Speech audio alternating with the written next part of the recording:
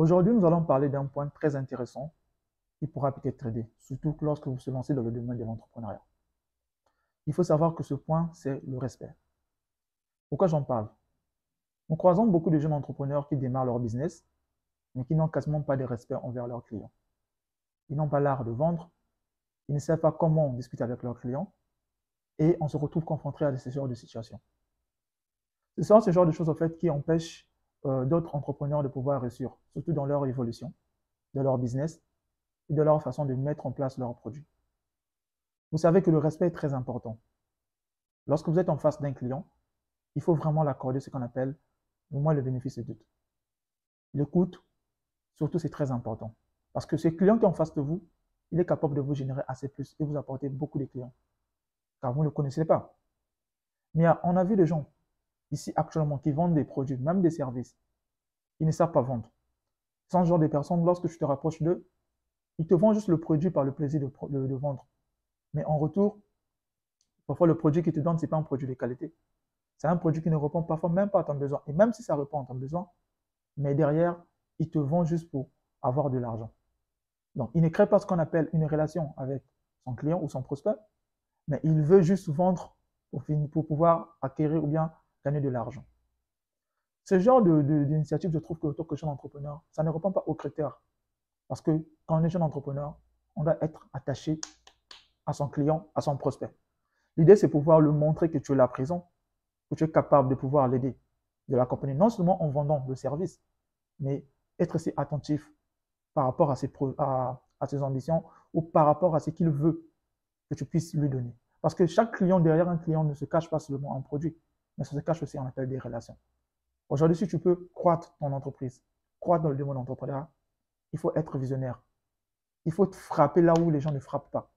Il faut cogner à la bonne porte. Mais pour cogner à la bonne porte, il faut commencer par le respect. Il faut respecter les personnes avec qui vous travaillez. Que ce soit tes collègues de travail, que ce soit tes employés, que ce soit ton partenaire de business ou autre. C'est très important.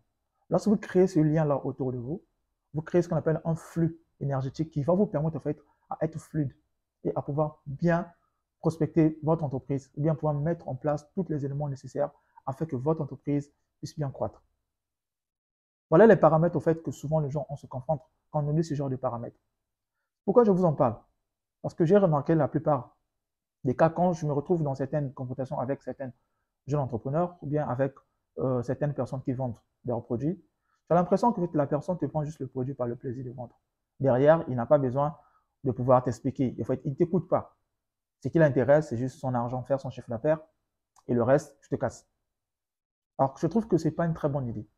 Ce que nous devons tirer de tout ça, c'est pouvoir, on doit mettre en place ce qu'on appelle des bonnes manières. Même si un client n'a pas besoin d'acheter un produit ou bien un service que tu proposes, mais quand tu as des bonnes manières et que tu as une façon d'approche, tu as une façon de parler à ce client, je trouve que ça ouvre des portes, ça ouvre des opportunités. Ça fait en sorte que ton business puisse croître, plus croître autant pour moi. Ce sont des choses souvent qu'on ignore, mais qu'on ne se rend pas compte que ça nous suit. Ça nous suit tout au long de notre processus, tout au long du processus de notre entrepreneuriat.